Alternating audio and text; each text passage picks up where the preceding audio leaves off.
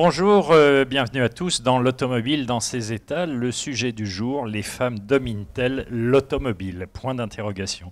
Lorsque l'on associe femmes et automobile, surtout dans un cadre comme celui du mondial de l'automobile, l'imagerie populaire les cantonne le plus souvent au rôle d'hôtesse, de jeunes et jolies jeunes femmes censées mettre en valeur les courbes des carrosseries rutilantes. Dans le paysage automobile, il semble d'ailleurs que les femmes soient encore confrontées à de nombreux stéréotypes, infondés, qu'il s'agisse d'y travailler ou d'en prendre le volant. Voilà pourquoi nous avons volontairement intitulé cette émission « Les femmes dominent-elles l'automobile ?» Et voici les invités qui ont accepté d'y participer. Chantal Joanneau. Bonjour. Bonjour, ancienne ministre des Sports, sénatrice UDI de Paris. Vous êtes également co-rapporteur d'un rapport sénatorial sur les femmes et l'automobile, dont vous nous parlerez dans un instant. Anne-Charlotte Laugier. Bonjour, vous êtes journaliste, blogueuse et vous animez un site charlotteauvolant.net plein d'humour et où les hommes ont intérêt à à rouler droit. Valérie Brusseau, vous êtes ingénieure chez un constructeur, bonjour, chez un constructeur dont l'emblème est, me semble-t-il, un losange. Vous avez présidé à la mise en production d'un des modèles phares de ce constructeur, mais vous possédez bien d'autres casquettes dans des réseaux féminins automobiles. Émilie Binois, décidément, bonjour. Vous êtes rédactrice en chef d'autoactu.com, une newsletter automobile très connue. Vous êtes un témoin privilégié du monde automobile depuis de nombreuses années, mais vous gardez un œil acéré sur toutes ces transformations. Mais pour commencer cette émission, je vous propose de regarder tout d'abord ce petit reportage de Johanna, une Américaine à Paris qui découvre le mondial avec, je trouve, une certaine candeur. On en reparle après.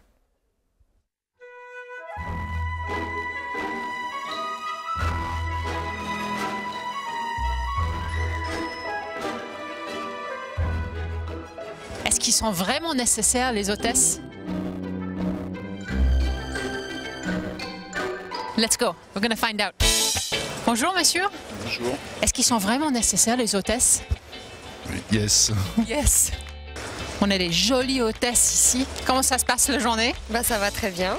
J'adore les habits. Ils sont beaux, hein. Ouais, ils sont super beaux. Le petit bandeau dans les cheveux. En plus, ils sont sympas. Et les hôtesses, ils sont nécessaires. Bah, c'est une belle question. Les belles voitures vont bien avec les belles femmes. Moi, je trouve que c'est très sympa. Actually, I just think it looks cool. The cars look cool. The ladies next to the car look cool. I'm cool with it. Bien sûr, indispensable. Oui. Ah voilà, donc c'est confirmé. Il est important de ne pas oublier l'humain. Pour moi, c'est pas forcément nécessaire, mais je vois que ça attire quand même pas mal. On voit qu'il n'y a pas que des hôtesses, il y a aussi des hôtes. Déjà, on a des questions différentes. On rencontre des gens qui ont des attentes différentes. Et du coup, les femmes sont certainement contentes de pouvoir s'adresser à des hommes. Donc moi, j'aime bien en tant que femme discuter avec un homme. C'est super agréable. Regardez autour, franchement, on est au top ici. A handsome man will maybe make the car more powerful. Nice answer. J'ai envie que toi tu montres un petit peu qu'est-ce que c'est d'être une hôtesse. Et Puis on a une position. je suis pas super habillée aujourd'hui, j'ai porté des talons quand même. Ah bah okay. oui. Ouais, ok, donc Comme ça. on fait ça. Les mains derrière en général.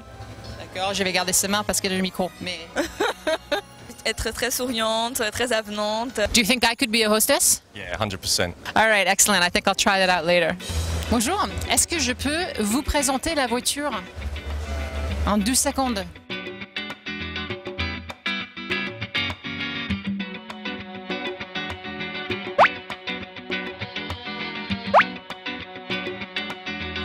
J'ai mal aux pieds. Oh là là là là là là. Alors, c'est unanime. Je pense que c'est indispensable d'avoir les hôtesses. Et regarde, ils sont magnifiques. Je pense qu'on a trouvé une réponse à notre question.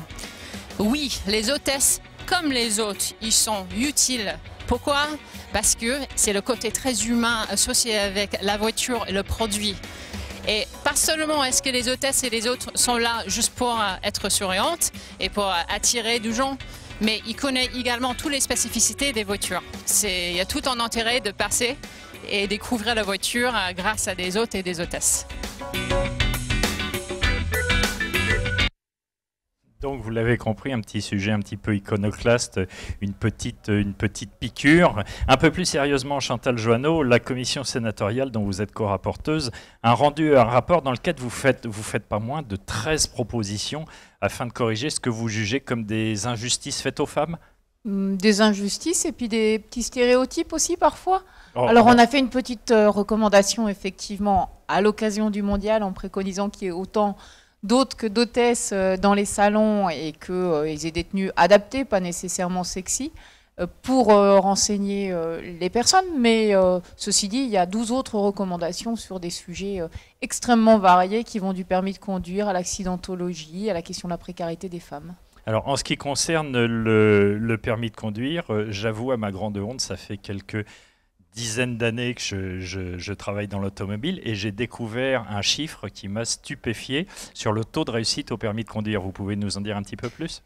Oui, on a constaté à l'occasion de ce rapport et des auditions qu'on a fait que les femmes réussissaient moins le permis de conduire. 10 points de différence, c'est énorme, hein, 65% de taux de réussite pour les hommes et 55% pour les femmes. Alors c'est de l'argent ensuite, hein, ça représente effectivement des coûts. Or ce qui était le plus stupéfiant dans cette affaire, c'est qu'on a auditionné le délégué interministériel à la sécurité routière, on a auditionné les représentants des auto-écoles, on a voulu auditionner les représentants des inspecteurs du permis de conduire qui ne sont jamais venus et qui n'ont jamais répondu à nos questions. Et personne n'a d'explication, c'est-à-dire qu'il n'y a jamais eu d'études, il n'y a jamais eu de statistiques croisées. Or le paradoxe, c'est que en parallèle, le taux de réussite au code de la route est le même, le taux de réussite sur le permis moto ou le permis poids lourd est le même entre hommes et femmes.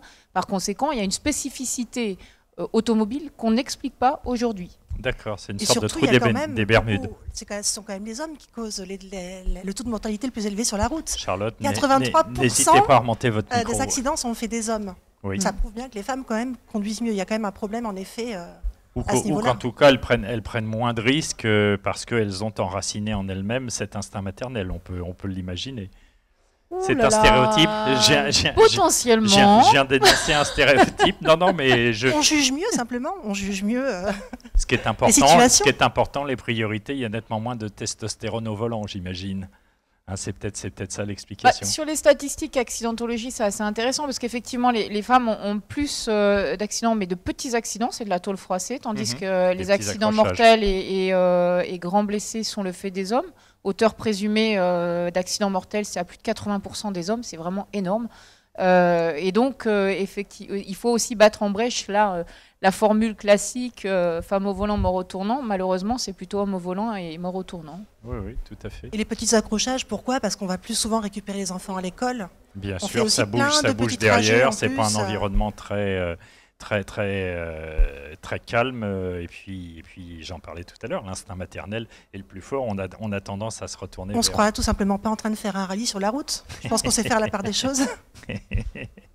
Qui veut commenter? L'une d'entre vous ou effectivement je laisse Chantal? Non, pour les préconisations, je trouvais ça assez intéressant. Bon, c'est pas la première fois en effet qu'il y a quand même un rapport sur les inégalités hommes-femmes. Donc j'aimerais aussi vous poser la question. Comment votre rapport va-t-il porter ses fruits concrètement? Parce que là, j'ai fait un petit détour donc, au Mondial, je pense que toi aussi, Émilie. On est allé voir donc, les Français. Les préconisations ont été un petit peu suivies concernant les talons. On a trouvé des petites hôtesses en basket, c'était très sympa. Mais quand on va voir les importateurs, cachés derrière, là, il y a plein de talons. On se croirait presque au salon du tuning. Enfin, quand même pas, mais... Je crois qu'une des propositions était en quelque sorte de rhabiller les hôtesses, ou en tout cas... Non, enfin pas... non, quand je dis rhabiller, le terme est peut-être maladroit, excusez-moi. D'éviter d'avoir des tenues trop sexy, puis qu'il y ait autant d'autres que d'hôtesses finalement. Après, on apprécie aussi d'avoir des hôtes qui soient assez jolies, faut pas croire. Bien sûr. Donc ça, c'est un élément. Après, comment est-ce que nos préconisations sont reprises sur un rapport parlementaire de ce type? Il y a des préconisations qui sont très peu à caractère législatif, c'est-à-dire pas besoin nécessairement de loi. Beaucoup plus d'implication des différents acteurs, par exemple quand on parle de féminisation des différentes filières, ce qu'ils font pour beaucoup dans les entreprises. Là, sur la partie spécifique de la réussite au permis de conduire, on a tout simplement demandé qu'il y ait une étude faite par la délégation interministérielle à la sécurité routière pour nous expliquer. Donc qu'il y ait des statistiques pour comprendre. On veut juste comprendre qu'il y ait des statistiques qui soient faites selon les territoires, selon aussi évidemment le sexe des examinateurs, pour pouvoir apporter ensuite des réponses. Je ne peux pas apporter de réponse, moi, opérationnelle, si je n'ai pas les facteurs d'explication. Bien sûr. Émilie, vous vouliez réagir?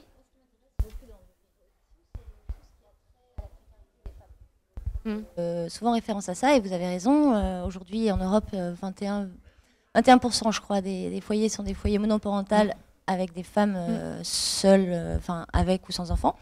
Et alors, vous faites plusieurs propositions pour lutter un peu contre la précarité, assurer leur mobilité en tout cas. Et par contre, ce que je regrette du coup dans les recommandations, ce qui manque, c'est comment on fait pour mettre un terme aux inégalités salariales, notamment dans l'automobile, puisque vous les soulignez du doigt, vous en parlez dans votre rapport. Et moi, c'est ça qui m'intéresse. On sait que les inégalités viennent aussi du fait qu'elles ont, lorsqu'elles sont enceintes, il n'y a pas de rattrapage de leur salaire, pas de progression. Et c'est ça, j'aurais attendu quelque chose sur ce point. Alors, en fait, sur cette, je vais répondre aux deux questions. Sur les inégalités salariales qui ne sont pas spécifiques au monde de l'automobile, qu'on va retrouver dans tous les milieux professionnels, on renvoie à d'autres rapports qui ont beaucoup traité ces questions-là, effectivement. Donc c'est pas propre. Il y a une spécificité de l'automobile parce que c'est un secteur technique et comme tous les secteurs techniques, il y a peu de femmes dans ces secteurs. Hein, c'est inférieur grosso modo à 30% dans tout ce qui est filière scientifique et technique, mais c'est pas propre à l'automobile. Et il y a des stratégies extrêmement aujourd'hui, très ambitieuses. Hein. On voit quand même beaucoup de marques, mais je pense que vous témoignerez tout à l'heure. Qui sont en train d'augmenter de manière substantielle leur taux de féminisation, notamment de l'encadrement.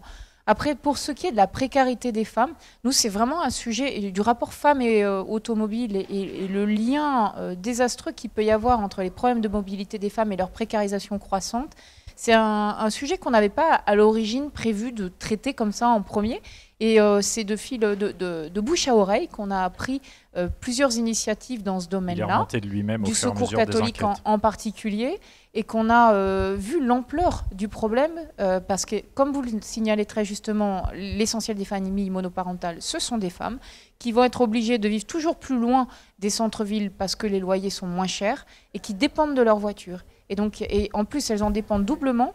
Non seulement elles sont éloignées des centres-villes, mais elles sont plus que les hommes sur des emplois avec des horaires atypiques pour lesquels il n'y a pas de transport en commun. Et dès qu'il y a le moindre pépin, le moindre pépin de voiture, de mécanique, elles se trouvent dans un embarras incroyable. Donc il y a des garages solidaires aussi aujourd'hui qui font des choses extraordinaires et qui nous ont expliqué que la part des femmes parmi leur public a doublé entre 2012 et aujourd'hui.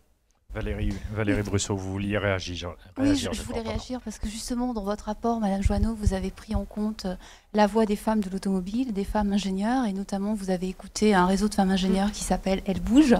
Et je vous en remercie. Et justement, je vous rejoins, il y a peu de féminisation des femmes qui travaillent dans l'automobile, qui conçoivent de l'automobile, même si on est en train de progresser. Et justement, quelle suite vous envisagez de donner par rapport à ce rapport pour justement qu'on féminise encore plus les équipes de conception dans l'automobile? Excusez-moi, je pense qu'il y a des quotas à respecter. Par exemple, chez Renault, il y a, chez tous les constructeurs, il y a 40%. Pas dans le management. Que pour les conseils d'administration. Les quotas sont dans le management. Moi, je parle dans la détection des talents. Je parle comment susciter des vocations scientifiques et techniques des femmes dès le collège.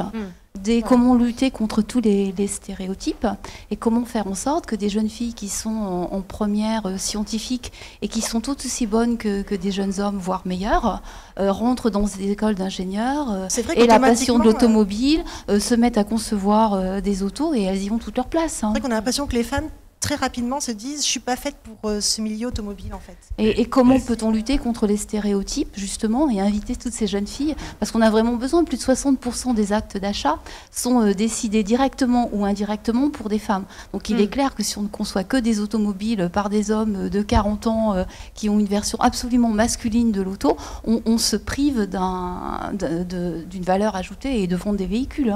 Alors, il y a une étude récente de Frost et Sullivan, c'est bizarre, elle est sortie quasiment au moment du mondial, qui dit qu'aujourd'hui, dans le sondage qu'ils ont fait, les hommes d'un côté, les femmes de l'autre, sont tous les deux persuadés que ce sont eux qui ont eu le mot de la fin sur le choix de la voiture dans le foyer.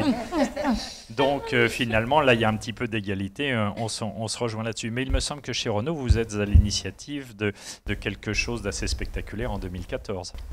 Donc, effectivement, avec le réseau des femmes de Renault qui s'appelle les Women at Renault, nous avons... C'est combien, 5000 femmes à peu près? C'est à peu près 5000 femmes dans plusieurs pays, dans le monde entier. Et c'est surtout un réseau d'hommes et de femmes. c'était vraiment un réseau mixte et c'est la valeur ajoutée et la vraie force de frappe de ce réseau. Et donc effectivement, nous avons mis à plat l'ensemble des critères d'achat d'une auto et on s'est rendu compte que finalement, il n'y a pas de genre dans les critères d'achat. Les hommes et les femmes ont tous les mêmes critères, sauf que les hommes et les femmes ne les rangent pas dans le même ordre. Une femme, elle va être beaucoup plus à même de regarder la praticité de son automobile. Elle va faire en sorte que pour aller d'un point A à un point B, c'est pas seulement le plaisir de conduire, même si elle le veut, mais c'est aussi le fait de la praticité, le fait de faire du temps de conduite un temps en plus. Il y a tout un aspect aussi personnalisation, design, sécurité, l'environnement. Alors un homme a les mêmes critères, mais il ne va pas les classer de la même manière. Donc en fait, si chez Renault, donc, nous avons lancé tout un programme de féminisation des autos qui a été présenté au président, qui a été approuvé et porté par le réseau des femmes de Renault.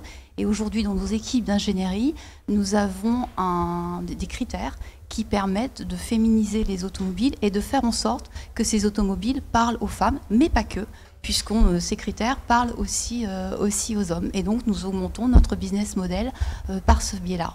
Émilie, je crois que vous vouliez réagir. Oui, non, mais parce qu'effectivement, Renault est la marque qui a mis en place, je pense, la politique la plus volontariste pour embaucher des femmes, même s'il a du mal, puisqu'il y a peu de CV, vous en parliez.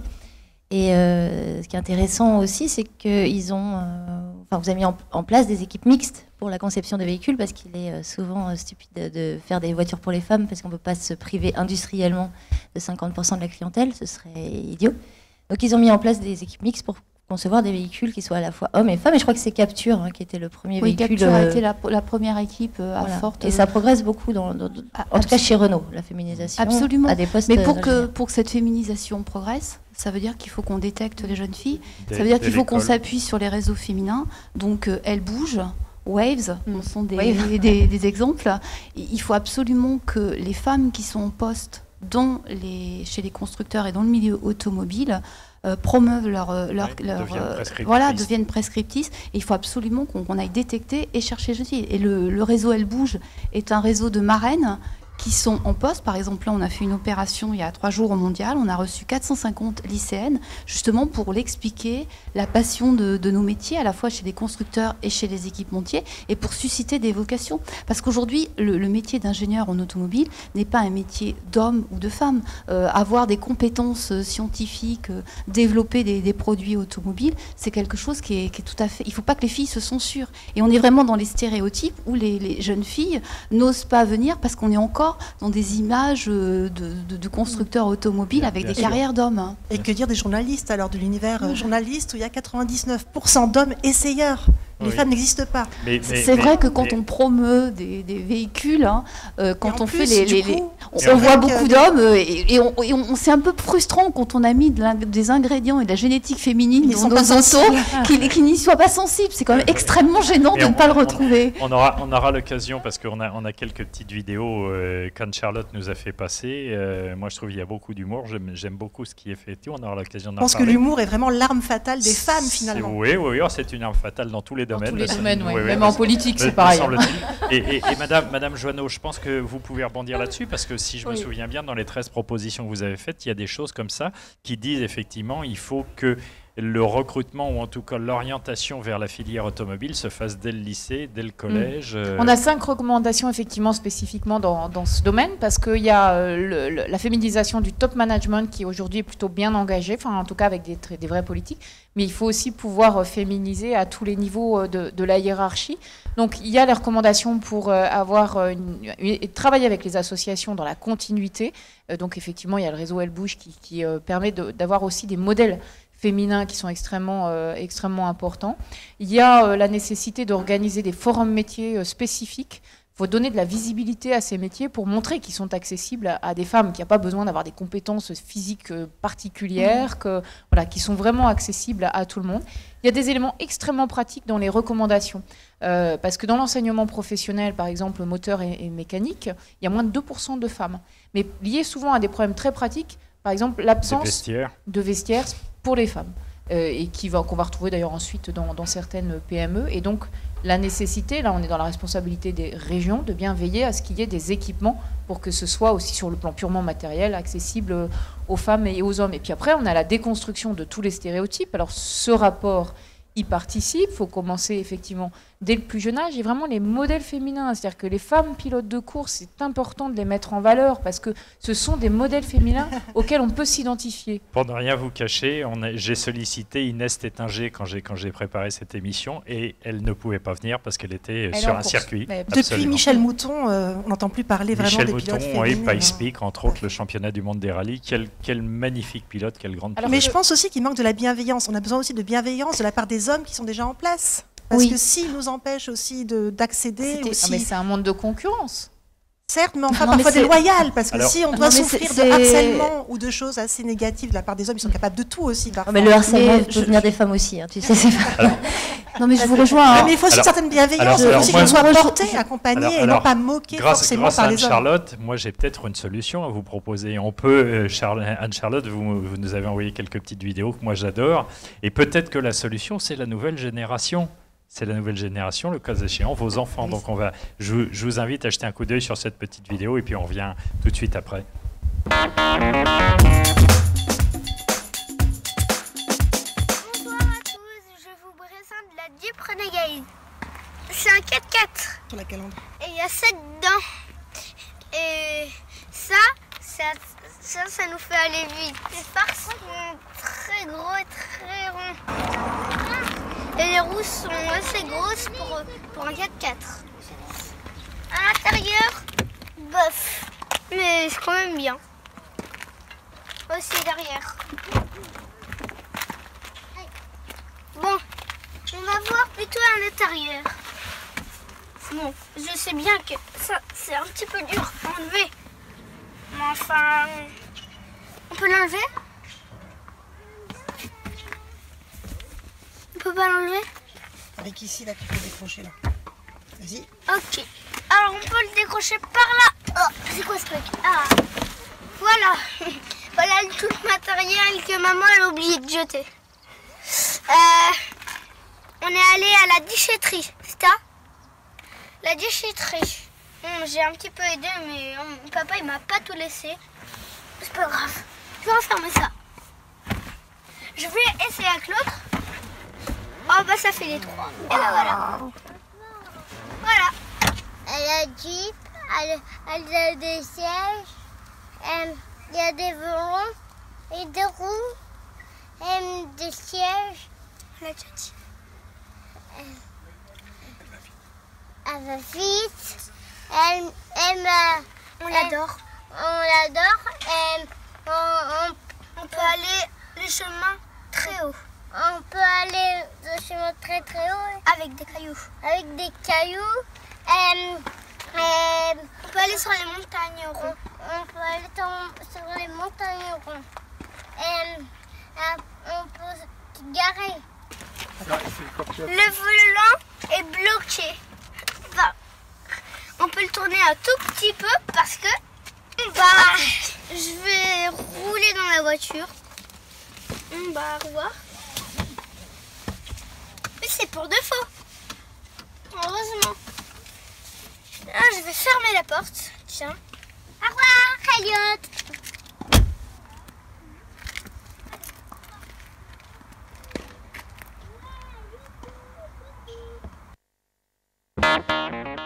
Bon, un joli clin d'œil. Moi, je dois dire que j'aime beaucoup. Je trouve qu'il y a beaucoup d'humour. Je trouve que c'est une excellente idée. Je ne sais pas ce que vous en pensez. Ça vous fait réagir?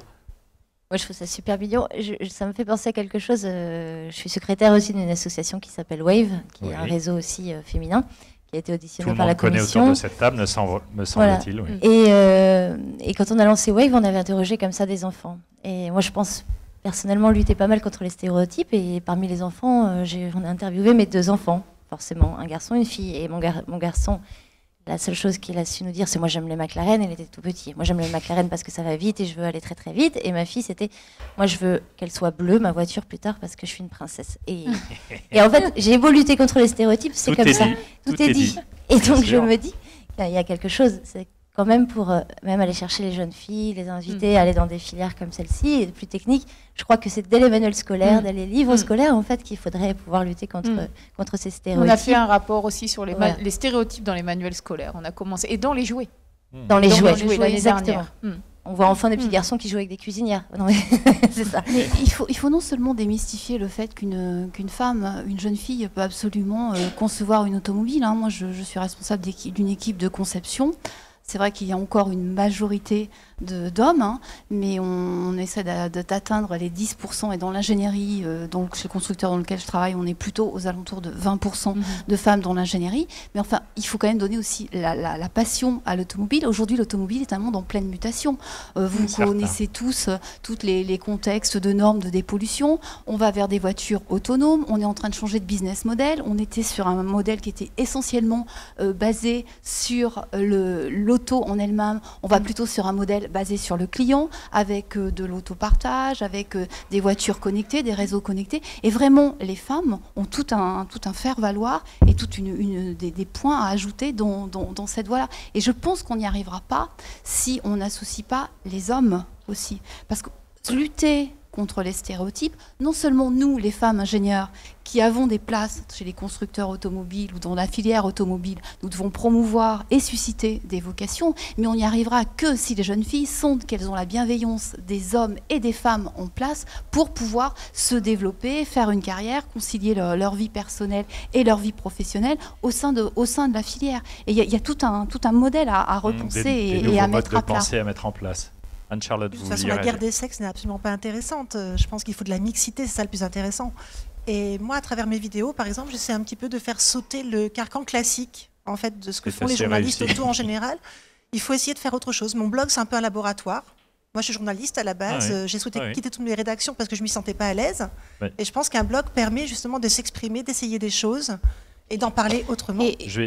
Et cette mixité et cette diversité, elle est bien au service du business model et elle est bien au service de la rentabilité. Elle crée de la valeur ajoutée. Là où il y a de la mixité, il y a de la réussite. Voilà, moi c'est ce que j'appelle le syndrome de l'alarme. Hein. Si vous mettez une alarme sur un des ouvrants de la maison, les voleurs, malheureusement, ils peuvent rentrer par n'importe quel autre. Alors que si on a des équipes pluridisciplinaires, diverses, des hommes, des femmes, de diverses tranches d'âge, de diverses aussi origines, hein, il faut penser quand même qu'on est sur des marchés internationaux. Hein. Les constructeurs automobiles aujourd'hui se mondialisent. Donc il faut vraiment qu'on soit dans de la diversité, non seulement hommes-femmes, mais également toute forme de diversité au service justement du business model et de la rentabilité. Alors Anne-Charlotte, vous évoquiez, juste avant que Valérie ne prenne la parole, vous évoquiez la dérision. On va encore piocher dans votre vidéothèque parce que vous nous avez, oui absolument, oui, vous êtes bien servi. Je suis flattée, merci. Et on va avoir une petite vidéo, on va voir qu'effectivement la dérision est une arme fatale, une arme de destruction massive. Je vais y arriver, donc dès qu'on va pouvoir, on lance cette petite vidéo et on revient vous voir après.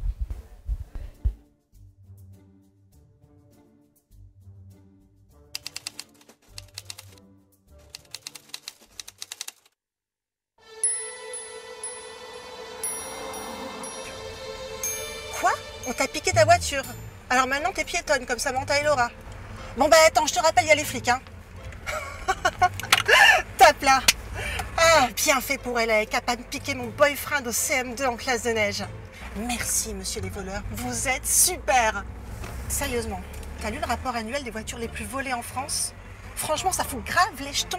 Tu laisses ta voiture à peine 2 secondes sur un parking qu'elle disparaît. C'est pire que les enfants, ces bêtes-là. De toute façon, c'est bien pour ça qu'on n'en veut pas. Des gosses. Mais attends, tu sais pas la meilleure. Certains garent leur voiture et ils s'en vont. Faut pas qu'ils s'étonnent après. Puis je te conseille pas d'acheter la Clio ou la Smart parce qu'alors là, c'est ce que les voleurs préfèrent. Hein. Ils ont bon goût. Je te déconseille aussi d'acheter le BMW X6. Tu sais là, le 4x4 préféré des mafieux et des footballeurs. Parce que maintenant, on a affaire à des voleurs titulaires en master d'effraction d'alarme volumétrique et déblocage d'allumage électronique. Ah, des types qui méritent au moins un bac plus 12 tellement ils sont doués. Heureusement, il y a des solutions. Tiens, Dédé, par exemple, mon voisin, il gare sa voiture, et le lendemain, il est toujours là. Normal, il laisse son chien dedans. Mais alors moi, je te rassure, je ne monterai jamais avec lui. Le numéro 5 de chez Rex, c'est pas du tout ma cam. Bon, Bon allez, comme tu es ma meilleure amie, je te file un autre conseil. Ne ferme jamais ta voiture à clé, ça ne sert à rien à part réparer la vitre cassée. Et puis si un jour tu roules en BMW X6, ça évitera aux voleurs d'aller muser leurs culottes sur les bancs de la fac. Évidemment, tu peux toujours embaucher un bodyguard, 24 heures sur 24. Oh, j'avoue que c'est tentant. Mais ça fait furieusement monter le budget automobile. Tu peux aussi acheter un camping-car et vivre dedans à l'année. Mais enfin, c'est pour te retrouver sur un parking et assister toute la journée à des vols de voitures, je trouve ça carrément déprimant. Non, peut-être que le mieux, c'est de prendre ta voiture et de partir t'installer à Valrogue, dans les Cévennes. Tu connais Valrogue? Ouais, personne ne connaît de toute façon. Mais là-bas, il y a plus de moutons que de voleurs. Et j'ai encore jamais vu un mouton piquer une bagnole.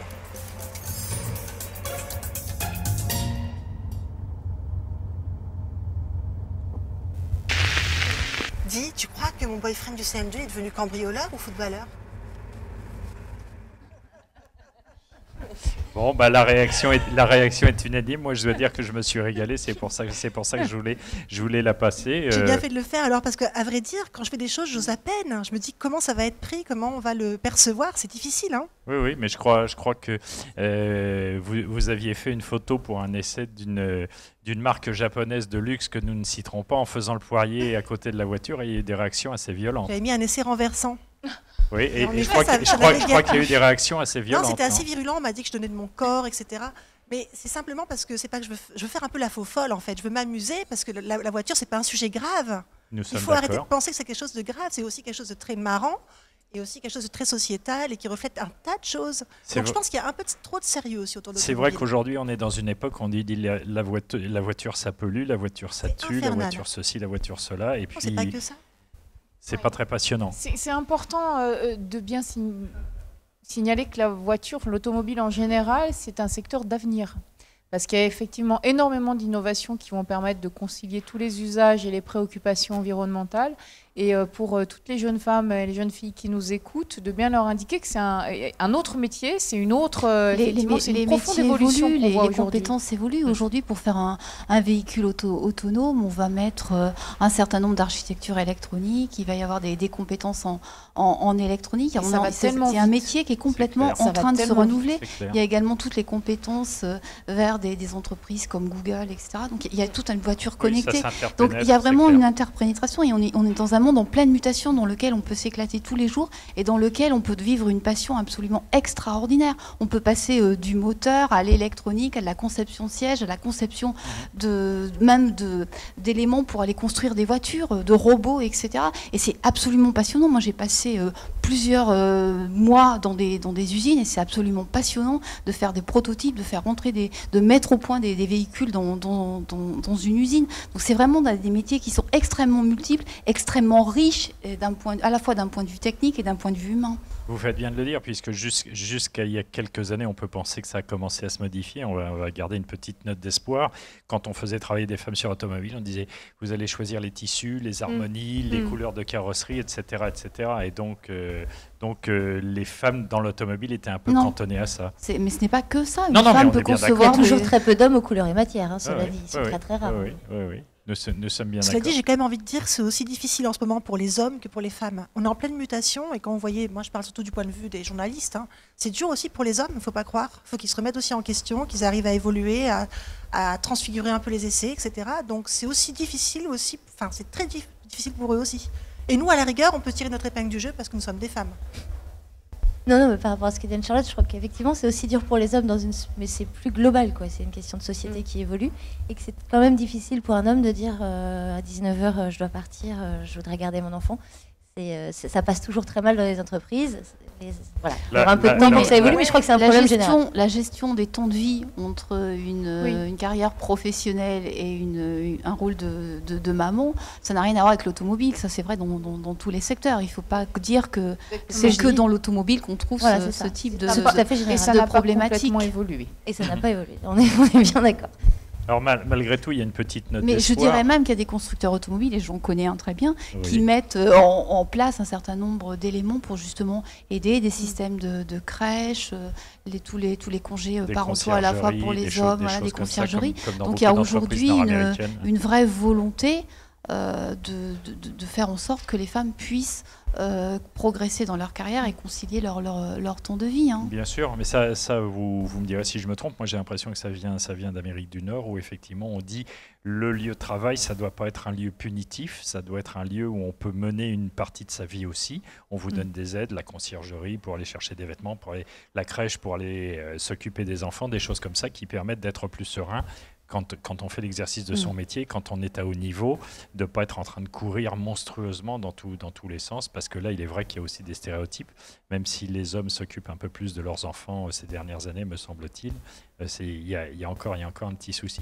Une petite note d'espoir, aux États-Unis, depuis 3 ans, il y a plus de femmes titulaires du permis que d'hommes. Ouais, 51%. Donc, comme on sait que assez souvent les États-Unis, dans le passé, c'est clair, mais dans le passé, les États-Unis ont souvent été ceux qui induisaient des nouveaux courants en Europe. Quand on voit ça, on peut peut-être avoir un peu d'espoir. Oui, non, mais enfin, ce qui est très amusant quand on fait ce rapport, c'est que on part de loin, mais il faut savoir que dans le monde de l'automobile, alors en 1901, on avait déjà une femme pilote de course. Oui.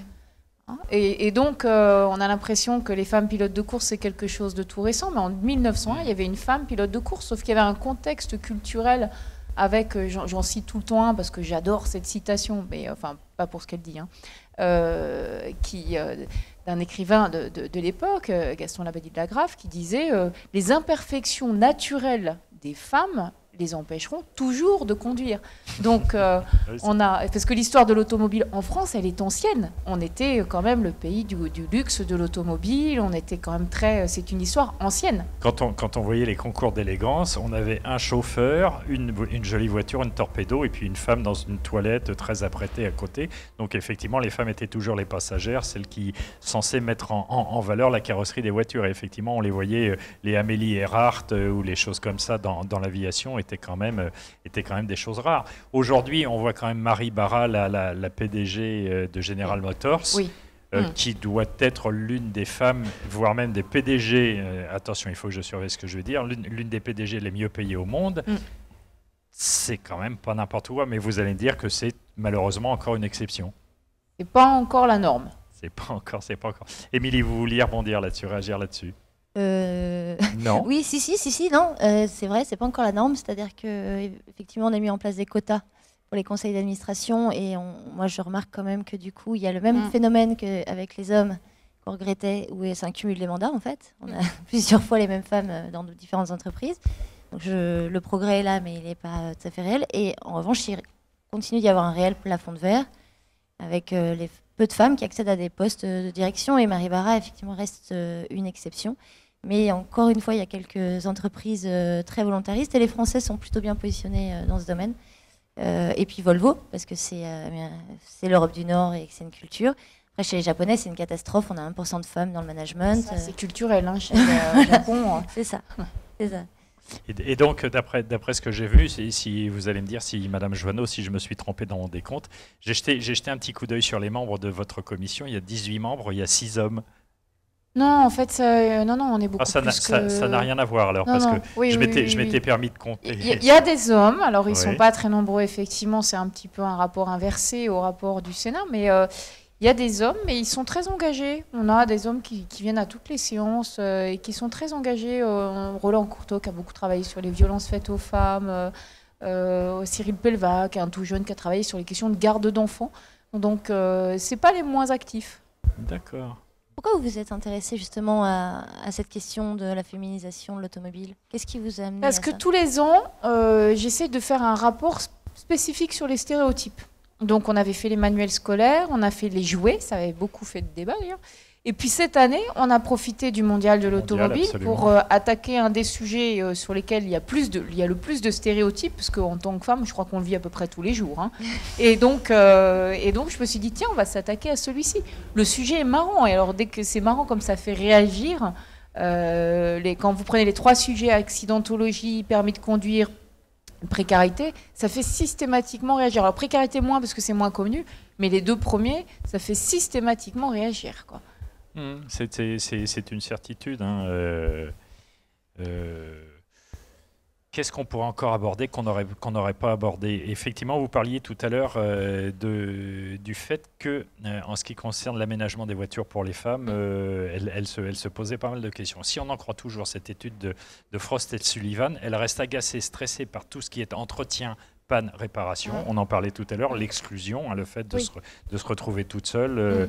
On a ce stéréotype de la pauvre femme qui attend sur le bord de la route. Enfin, nous, les femmes dont on parlait en termes de précarité, c'est des femmes qui n'ont juste pas les moyens de faire réparer leur... pas les moyens de tomber en panne. Ah non, elles n'ont juste pas les moyens de tomber en panne. Mais c'est colossal, hein, les chiffres des personnes qui sont en mobilité précaire, dites en mobilité précaire, c'est 6 à 8 millions de personnes en France. Hein. J'ai quand même envie d'ajouter quelque chose, c'est que le permis à points ne nous fait pas du bien. On n'arrête pas d'en retirer des permis quasiment tous les jours, alors qu'on n'est pas forcément des délinquants de la route, sans être forcément des délinquants. Donc ne pas avoir de voiture, c'est ne pas avoir de métier. Donc ça précarise, c'est vrai, beaucoup les femmes, mais beaucoup aussi les hommes. Oui, mais c'est vrai qu'on a créé une nouvelle race de délinquants aussi, ça c'est un problème auquel il faudra... Alors, un petit chiffre, hein, 86% des permis invalidés, ce sont des hommes. Oui, puisqu'ils ont a priori une conduite plus agressive, on en parlait tout à l'heure. 60% des détenteurs du permis sont des hommes.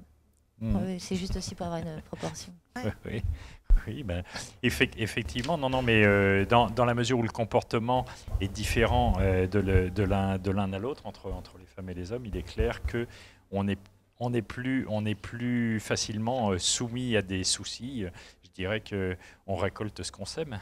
Donc, je revenais à cette fameuse étude pour en terminer. Est-ce que les femmes attendent des voitures? D'après cette étude, plus de visibilité. Donc on est carrément à l'inverse de ce qui se fait aujourd'hui, c'est-à-dire avec des surfaces vitrées qui réduisent de plus en plus, du zéro entretien, sauf que le zéro entretien, ça se paye, ça vaut cher malgré tout, des commandes intérieures plus pratiques, moins de complexité dans les boutons, des connexions simples à tout ce qui est communication, réseaux sociaux. Et puis alors, on nous dit aussi, c'est l'étude, je sais c'est lâche, mais je me retranche derrière cette étude, les femmes voudraient aussi plus de couleurs dans les voitures, le noir sur noir, elles en ont marre. Certaines imaginent même des vitres teintées de couleurs, vertes, bleues par exemple, et elles veulent des voitures davantage personnalisées, mais plutôt à l'intérieur, alors que les hommes, eux, ils veulent des grosses jantes en alliage, des gros pneus. C'est exactement ça. Et les 4 critères, enfin, c'est exactement dans l'ordre, dans l'étude qu'on a menée chez Renault, qui est une étude internationale. En fait, on est bien sur l'aspect pratico-pratique, rangement. Après, l'aspect stylistique, l'aspect chasse à tous les messages anxiogènes, par exemple quand on a des alertes, tableau de bord, etc. Et après, l'acte d'achat vient quand on est sur la personnalisation. On a dans l'automobile, on surfe sur ce qui se fait par exemple dans le secteur de l'aménagement via le home staging. On a vraiment une véritable volonté de personnalisation des autos. Et on a vraiment le déclenchement de l'acte d'achat si on n'a pas les 3 premiers critères. Si une femme ne retrouve pas ces 3 premiers critères, et c'est assez finalement international, puisque chez Renault, l'étude, elle a été nommée dans tous elle a été faite dans tous les pays du groupe. Et bien, on ne déclenche pas l'acte d'achat. Mais un homme, c'est qu'on est plus complexe qu'un homme finalement. Mais un homme va ranger dans les critères différemment. Il va plus se ramener sur un critère de véhicule statutaire, de design. Mais finalement, il n'y a pas de caractère sexuel. C'est juste qu'ils sont classés dans un ordre différent. Et sur ces valeurs résiduelles, est-ce qu'on va pouvoir la revendre? Et une voiture très personnalisée, le problème, c'est la revente, ça se revend moins bien. Il y a un espèce de truc aussi comme ça, très pratico-pratique, et les constructeurs travaillent là-dessus en se disant il faut qu'on ait une bonne valeur de revente. Et du coup, ils ne vont pas vers cette envie de personnalisation qu'on ressent. On peut avoir de la personnalisation qui n'est pas permanente. Oui. Et c'est vers là où il faut aller. Madame Joanneau, le chrono tourne. Je vous laisse le mot de la fin. Eh bien, écoutez, la question était est-ce que les femmes dominent l'automobile? Pas encore, mais c'est en cours. Espérons que vous serez entendus. Espérons que vous serez entendus. Anne-Charlotte, oui, nous dominons l'automobile, bien évidemment. Oui. Tout à l'heure, j'avais Bernard Derniche avec lequel j'ai discuté. Qu'est-ce qu'il pense? Voilà, et il me disait, mais les femmes dominent déjà le monde, donc forcément, elles dominent l'automobile. Voilà, c'est le mot de la fin. Merci à vous. Je vous souhaite une bonne continuation mondiale.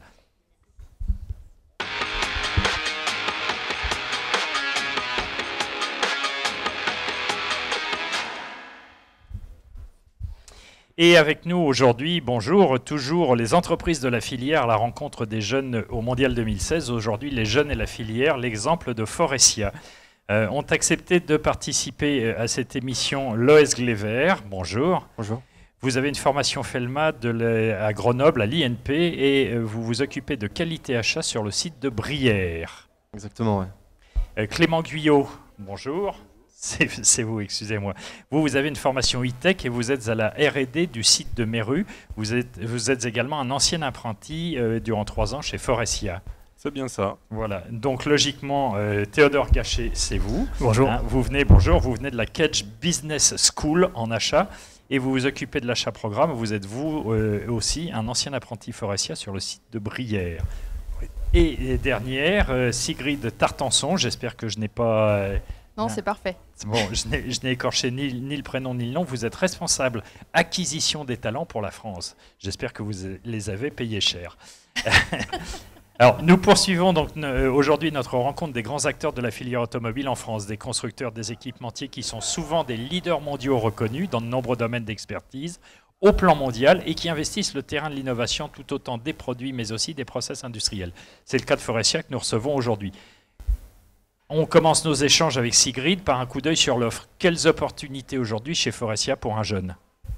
Alors les opportunités sont multiples. On va partir du jeune qui cherche un stage, donc des stagiaires et des apprentis, on en prend beaucoup.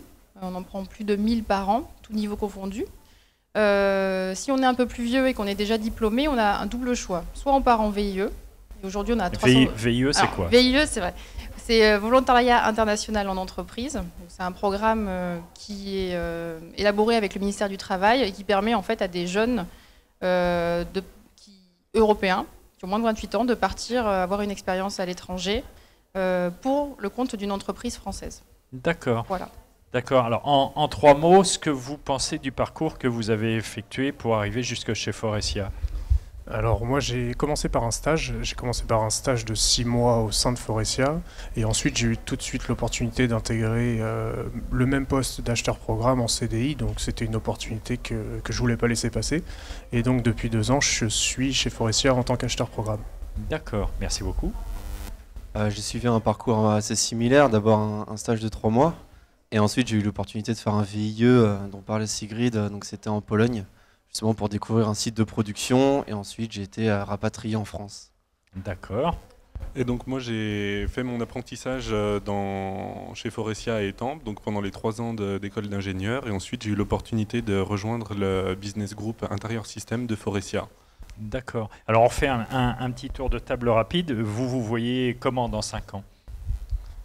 J'espère avoir la possibilité de, pourquoi pas, visiter d'autres sites ou alors changer de poste, changer de fonction. Il y a 158 usines, me semble-t-il, ou en tout cas, il y a la possibilité d'aller un peu partout.